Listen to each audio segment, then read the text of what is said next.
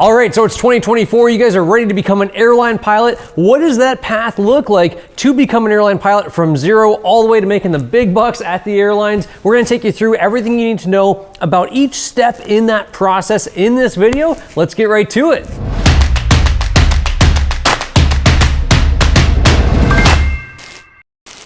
All right, you might be thinking of going to a university or a flight school or your local airport, or how do you do this? It doesn't matter where you go or what flight school you attend, it's the same process across the country for everyone. Everyone's going to start out getting their private pilot certificate. That is the first step, whether it's Part 61 training or 141 or anything, don't worry about it. Bottom line is you have to get that private pilot certificate first. What does that entail? Because people will tell you this all the time, oh, you have to get the private pilot first. Well, what does that even mean? Well, it's going to take you about 1 to 3 months on average. It's going to take you a minimum of 40 flight hours in the airplane. That doesn't mean you're getting this done in a week in 40 hours. Because when you go fly, you might fly for an hour, hour and a half, each flight lesson, but you're going to be lucky to get 1 flight lesson in per day at most, and generally 4 to 5 per week. Now, of that 40 hours, 20 hours of it is going to be with a flight instructor, minimum. It's probably going to be a little bit more. 3 of the 20 hours, so what's happening during this 20 hours of flight training? What are they doing? Just flying in circles, taking off and landing? Well, 3 hours is going to be instrument training, or pretending that you're in the clouds and you can't see outside and flying just by reference to instruments. 3 hours of it will be nighttime training, so you'll be qualified to fly at night as a private pilot. 3 hours will be cross-country training, and you're not going from Florida to California. You're going to be simply flying more than 50 miles from where you took off from. That's considered a cross-country. Essentially, you take off, you can't see where you're going, then you land there, and you can't see where you came from. You got to fly back. That's pretty much a cross-country. And then 3 hours of Checkride prep for your final flight test, just like your driver's test, essentially. So, after you do all of that training, you've also got 10 hours of solo to do. 5 of it needs to be done cross-country, meaning you got to be flying more than 50 miles from your home base, landing at another airport, and then coming on back. So you do all those requirements, and in addition to that, you're going to need a third-class medical. So yes, you need a medical certificate to get your private pilot certificate. The third-class medical is not quite as stringent as, say, a second or a first class, but third class is what's required here. It's going to be good for 2 years if you're over 40, or 5 years if you're under 40, once you pass that test. If you're unsure if you're going to pass the medical exam, it's a little bit beyond the scope of this video as to what's entailed on that medical, but they're going to be looking at things like your eyesight, your hearing, your overall physical fitness, and most importantly, what your history of medications are that you've been on. If you're at all in doubt about passing the medical, go ahead and contact a local aviation doctor, an AME, aviation medical examiner in your local area. Ask to schedule a consultation, and they can walk you through your past medical history and tell you if they think you'll qualify or not. It's only about $100-200 to take that medical exam to pay to the doctor. No, your health insurance is not likely to cover it. The other thing you'll need to do before you can go for that final check ride, that final flight test, is you're going to have to take a written test, a knowledge test. That's done on a computer at your local airport. And the typical way people study for that is using an online ground school. That's where we come in. We do provide the online ground courses to prepare you to pass that knowledge test, as well as pass the check ride and prepare you for all 40 hours of flight training of what's going to be going on, so that when you get into the airplane, you already have an idea what's coming and you're not having to ask a lot of questions or make it take any longer than it need be, because 40 hours is the minimum. You're going to pay by the hour, and the national average is 73 hours. All right. Now, I know your mom said you were special when you were growing up, and you know, she's right. You know, you're special. It's all wonderful. You're a delicate flower. But so is every other pilot out there, a person who's pursuing becoming a pilot. They're all special too. Less than 0.01% of the US population holds a pilot certificate. That means it's pretty sharp folks that are doing this, all right? I might, need a shave or something here, but these are not high school dropouts becoming pilots, all right? So just because the national average is 73, you think you can do it in less because you're super smart and you had an easy time in high school and college? Well, so did all the other people who became pilots. They're doctors, lawyers, and everything else. So 73 hours is realistic. If you can cut that number down, though, by studying and being a little bit more diligent and preparing to begin flight training, that will help you save time and money. You're going to be paying anywhere from $100 to $200 per hour easily to rent an aircraft for the minimum 40 hours. So there's at least $4,000 to $8,000 right there. Depends on the plane you choose as to how expensive it is in your local area.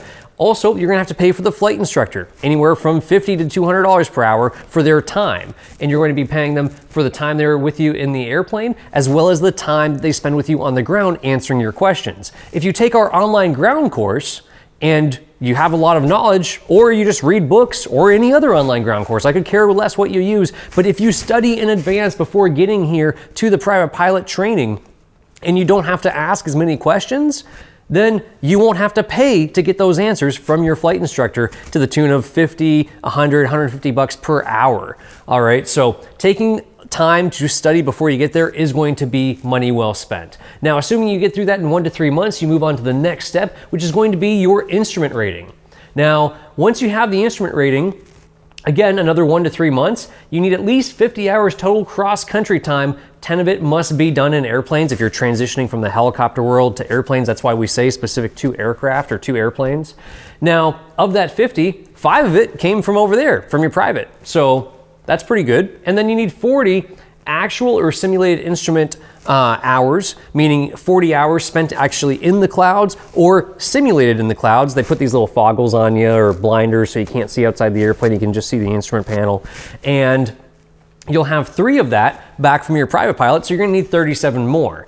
15 of the 40 needs to be with a qualified CFII, a certified flight instructor instrument. So there's multiple types of flight instructors out there. For this training, you're going to need one who is qualified to teach you for instrument flying. And then you need 3 hours. 3 of these hours have to be within the last 2 calendar months to be able to be eligible to take the test. Same third class medical applies. Still another knowledge test you have to take. So highly recommend studying in advance. I can tell you that if you do not study for these knowledge tests, for these written exams from the FAA, there is no way you're going to pass them. They're 2.5 hours long, 60 questions, 70% to pass. Doesn't sound hard. I don't care if you made it through high school and college without doing any studying. You will not pass these unless you study for them. Not because you're dumb, because the questions on there are worded in all sorts of weird ways, and the FAA does not make it easy. It is pretty tedious, and you have to get into that weird testing mindset to be able to be successful on these. It's not like your average test from college or high school. So if you want to be prepared for those and guaranteed to pass, fly at MikeAlpha.com, links in the description below. There's also other videos in the top right there that will guide you through how to pass those written exams. And we do guarantee that when you use our course, you'll pass. We actually have a 100% pass rate. Anyone who takes one of our courses online does pass their written exam on the first try, guaranteed. Now, once you get through the instrument rating, what you can do up to this point is fly for fun, fly with your friends, fly from Florida to California at night, or once you have this, even in the clouds.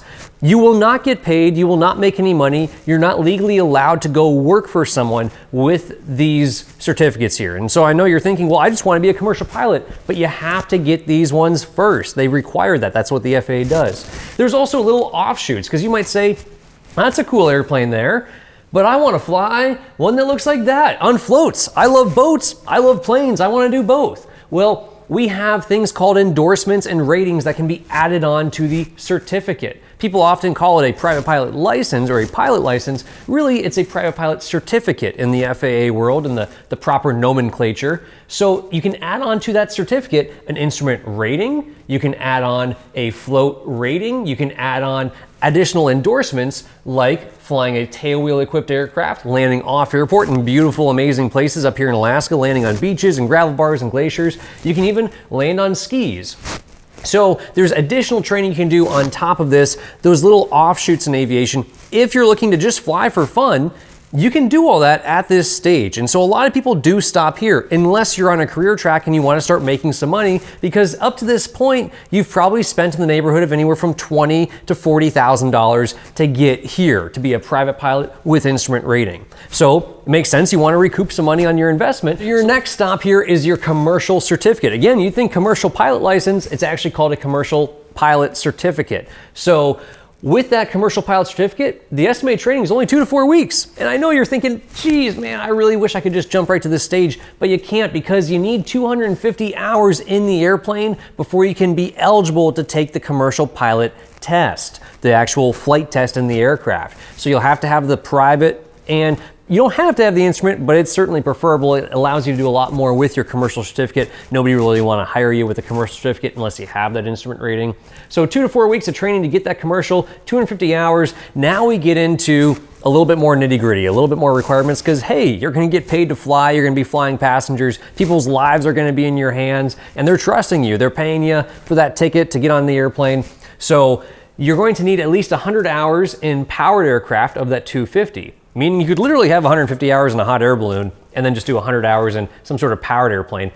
50 hours must be in airplanes. So you could actually have 50 hours in a helicopter, 150 in a hot air balloon, and 50 in airplanes. You need 100 hours PIC, pilot and command time, meaning you're in charge, you're the only one in the airplane, and you have to be a licensed pilot to be able to log PIC time. Or you can log PIC time if you're the only one in the airplane when you're doing some of those solo flight hours like earlier on in your private pilot training. 50 hours of that 100-hour PIC time has to be in an airplane, all right? Not helicopter, not a glider, not a hot air balloon. 50 hours has to be cross-country. 10 must be an airplane. So think about it here, right? We did 40 hours back there, call it 70, that's the national average. We tacked on an extra 50 to get the instrument rating, so we're sitting around 120 hours now. Well, we got 130 hours to go. Don't just fly in circles because there's requirements you need to meet. So you need to make that 130 hours count. You have to be diligent about, hey, what am I supposed to go out there and do flying the airplane around? Well, you're going to need to be getting at least 50 hours of cross-country flight. 10 must be in the airplane, and then 20 hours of dual time. Dual meaning flight instruction, meaning you and the flight instructor on board. So with a CFI, with a flight instructor, 10 hours of that 20 has to be instrument training, and 5 must be in a single engine airplane, SE airplane. You're thinking, I want to fly twins, I want to fly multi-engine airplanes. We'll get there, all right? But for the most part, everyone's going to get their commercial pilot certificate, single engine land, ASEL, airplane single engine land first, and then do their multi-engine add-on in addition to that if they're going to be going to fly multi-engine aircraft, like a big airliner or something like that. So we're starting off with a single engine commercial. Like, see this little airplane here flies with, 8, 9 passengers. You could be flying that as a commercial pilot. You could also be flying one of these little airplanes here, a 6-passenger airplane. And this is one of the bush planes we use to get around Alaska, flying people to beaches and gravel bars and remote places. So you can get paid to fly one of those smaller aircraft. Of course, you're not going to get paid the big bucks that an airline pilot does, but keep in mind, you've only got 250 hours and you need to get 1,500 hours to get to the next step, which we'll get to here in a second. So you still got 1,250 hours to go. You want to make some money. That's all cool. And as long as you have your second-class medical at this point, now you can go ahead and start getting paid to fly people. Can you just buy an airplane and load up a bunch of people and charge them money for it? No, the FAA has a lot of regulations, so you're gonna have to go work for somebody who has an operating certificate like a charter service or a small airline or something like that. You can't just have your own airplane and provide the aircraft and the pilot for hire. You can get hired at a lot of places with the commercial pilot certificate, but the FAA is a little bit weird about that. So before you get any ideas in your head about running, Chad's charter service, out of your backyard, it's probably not gonna happen. Or you can, but there's a lot of paperwork and it's gonna take a year or two to get that paperwork done with the FAA to be able to do something like that. That second-class medical is good for a year if you're under 40 or over 40, and then it's going to revert back to a third-class medical for either 1 more year if you're over 40 or 4 more years if you're under 40 years old. Now, that second-class medical is a great thing to get back when you were starting your private pilot training. I know we said you only need a third class, but the cost to get a second versus a third class generally isn't much difference. Oftentimes it's the same price, somewhere between $100 and $200. If you can qualify for a second back before you begin your private pilot training, you'll qualify for the second class when you get here. We'd hate to have you take that third class medical back there and then figure out you can't qualify to become a commercial pilot here because you can't get a second class medical due to your eyesight or some other pre-existing condition.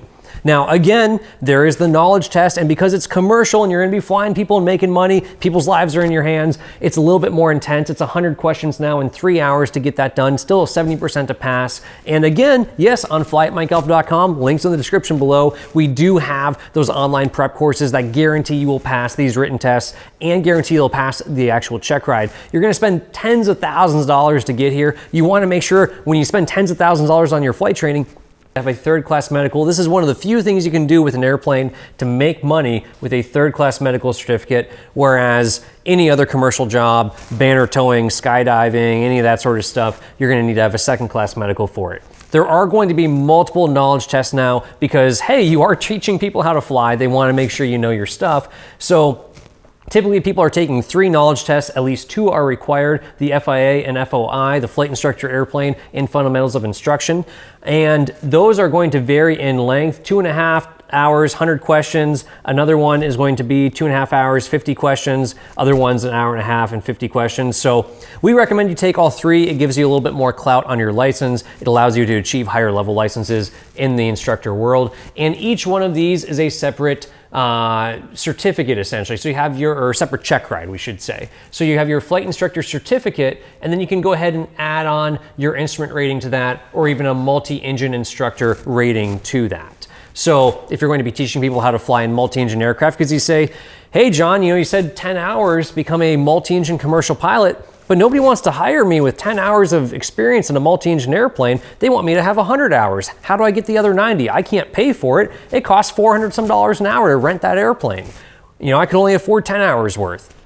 Well, that's where some flight school with really good insurance will hire you as a brand new commercial pilot, as a brand new multi-engine instructor to start teaching their students, and you can build the flight time and log that time while you're teaching somebody else. So the time you spend teaching does count to your total hours. And now that moves us over here to your ATP, your Airline Transport Pilot Certificate, not your airline pilot license. I know we love to call it a license, but it's not. It's an ATP certificate, Airline Transport Pilot Certificate. It's going to take about 4 weeks of training minimum. It requires that you have 1,500 hours total, including in that 1,500 hours, 500 hours of cross-country time. This is where you have to start thinking, if you're going to the airlines, do I want to be a flight instructor to build these hours? Do I want to fly skydivers? Or do I want to do some other sort of commercial pilot job? This is why it matters.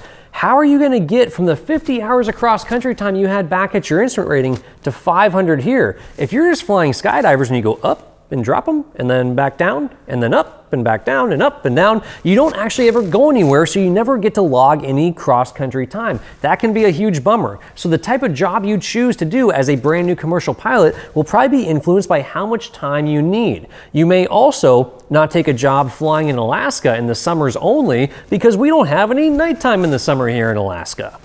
So you're going to have to think of a job that they want to fly their airplanes at night, at least sometimes, to log at least 100 hours of nighttime. You had 3 from your private pilot training. Well, you're going to have to somehow get up to 100 here to be an airline transport pilot.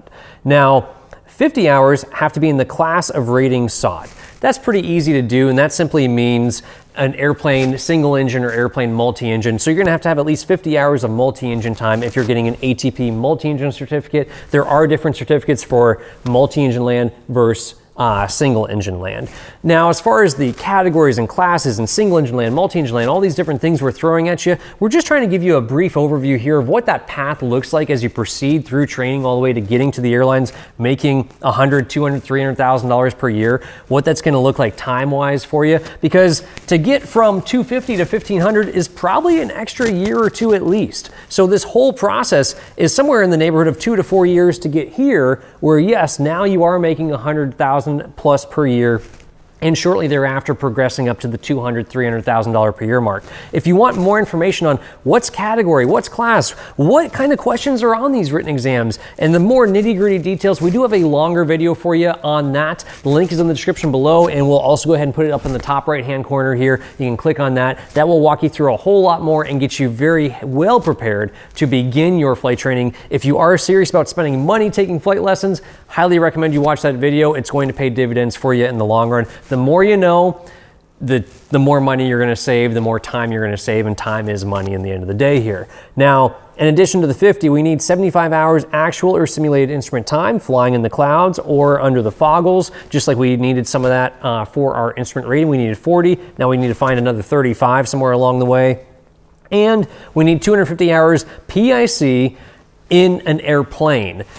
Now, that's probably not going to be an issue for you at all. The only time it is an issue is when you get hired on as a commercial pilot say you're sitting right seat in a Hawker jet, in a Cessna jet, and you're flying as SIC, second in command, a co-pilot, and you're like, hey man, I'm flying a jet and I only got 250 hours. I just started flying 9 months ago. I don't have to do any of that CFI stuff or teaching people. You know, I don't need to deal with any flight students. I jumped right to flying a jet. Good for you. But if you're not pilot in command, then you're not getting that 250 hours that you might need. So you have to be careful there of what job you're taking right after your commercial pilot certificate. This also applies or comes into play when you have someone who is transitioning from the helicopter world into the airplane world. Because quite frankly, flying helicopters is super cool, and we have a lot of military guys coming out of the military with lots of helicopter experience, but the civilian jobs for helicopter pilots are paying $60,000, $80,000, $100,000 per year, where airline pilot jobs are paying $100,000, $200,000, $300,000, $400,000 per year. So they're jumping ship to fly airplanes instead of helicopters. Now, there are some exceptions here. There's always asterisks, and it's fair to bring up this asterisk because if you're just beginning this journey, you might say, hey, John, you know, I was thinking about going to Embry-Riddle University, or I was thinking about going to one of these big universities that has a big flight program, and then there's this other Part 61 flight school at, you know, my local airport, but these big universities are Part 141 schools, and there's only two types of schools in the flight training world. There's Part 61 and Part 141. 141 is typically universities or more regimented, more structured training, and 61 is a little bit more loose and a little bit more flexible. Sometimes it can be a lot more affordable and a lot more flexible to fit your schedule if you're not ready to do this full time.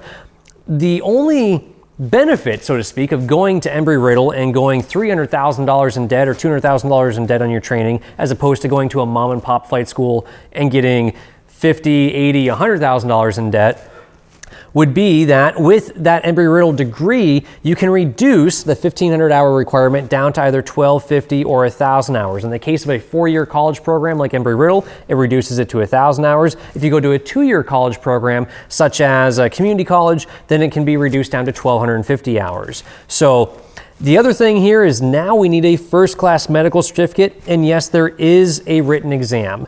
This written exam is a little different than the prior written exams. This is where you're going to hear a word thrown around called ATP CTP. And the ATP CTP course that's required, part of that course to help you prepare for the written exam is actually 10 hours in a flight simulator, and not a flight simulator like you have in your mom's basement, a flight simulator like the airlines have, the full motion ones that are like a whole room on hydraulics moving around. Those simulators are millions of dollars, and the simulator time is very expensive. So 10 hours in a simulator to be able to get the endorsement or to be able to get the authorization to take that written exam is going to run around $5,000. The cool thing is if you get hired on at the airlines and you have 1,500 hours, but you don't have your ATP certificate yet, and you don't have that written test done just yet, you don't want to pay $5,000, oftentimes the airlines will pay for that for you. It's sometimes in exchange for you working for a 1 or 2 year contract, guaranteeing that you'll stay there for at least 1 to 2 years, but they can pay for that so it doesn't have to come out of your own pocket. Alternatively, if you want to take a job at a different employer that doesn't pay for it, you will be paying for that out of your own pocket. So what kind of airplanes are we flying now as an airline pilot? Well, of course, airliners, big ones, and we're making a lot of money doing it.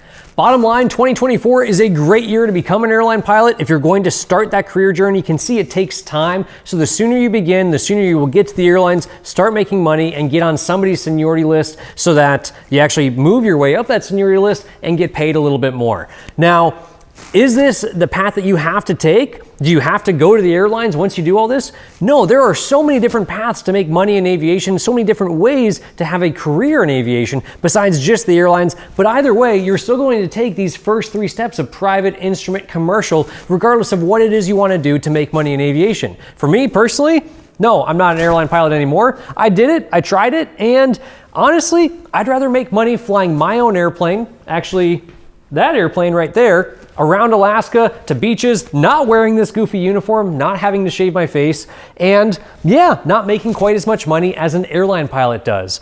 But I still make a good living. We do all sorts of fun stuff here. We run a flight school here in Alaska. We offer air tours and glacier tours and get to fly around with tourists to amazing places all summer long. And we do other goofy things too, like turning airplanes into houses and renting them on Airbnb. So there's lots of different ways to make money in aviation, lots of different ways to have a career path. At the end of the day, if you think that aviation is something that interests you, there's a number of ways to start out to see if it's the path that you want to go before you have to start spending serious money. About 15, 20 grand over there on private, about another 20 grand or so there on instrument, another 15, 20 grand easily here, or not more.